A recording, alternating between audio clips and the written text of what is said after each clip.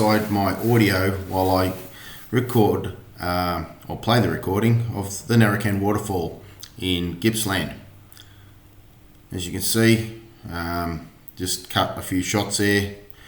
It's my first flight in 8 months, and before then I was only a beginner, just took it out once or twice.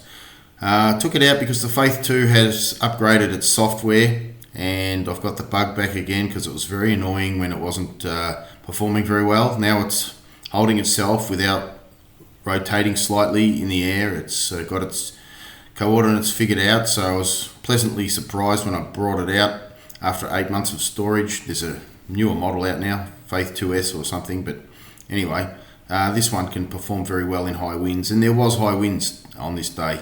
Can't really tell. Now this waterfall, as you can see, the water's not great and there's a lot of weeds around, but you can imagine how picturesque this place could be if it was properly kept with some very nice natural flora and clean water. Okay, I've switched microphones because this is not only a test flight for the Faith 2, but it's also a test flight for my editing on Shotcut. And that was the laptop microphone you were hearing. Now I'm talking into a proper plug-in USB microphone.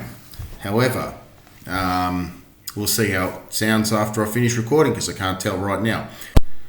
Okay, looks like I'm doing another recording because it was just as echoey as the microphone in the laptop. So it's not really the quality of the microphone, it's the room I'm in. I've just opened the windows and the door and it's less echoey now, hopefully. And now we're looking at the north of the, or should I say upstream of the stream. Upstream of the stream, there you go.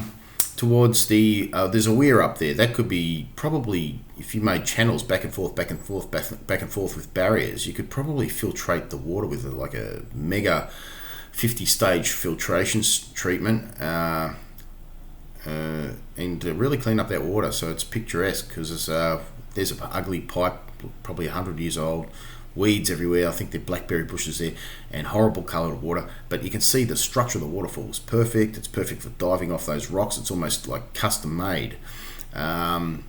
So you just probably pull 2 boulders out of the water below the waterfall and it's perfect. And upstream you could have little bridges and tables just for chilling. It's a real waste of potential though, and the man-made effects can be seen because it doesn't look too picturesque at all in its current state. Lovely area. It's in the Strzelecki Ranges in Gippsland in southeast of Victoria, Australia.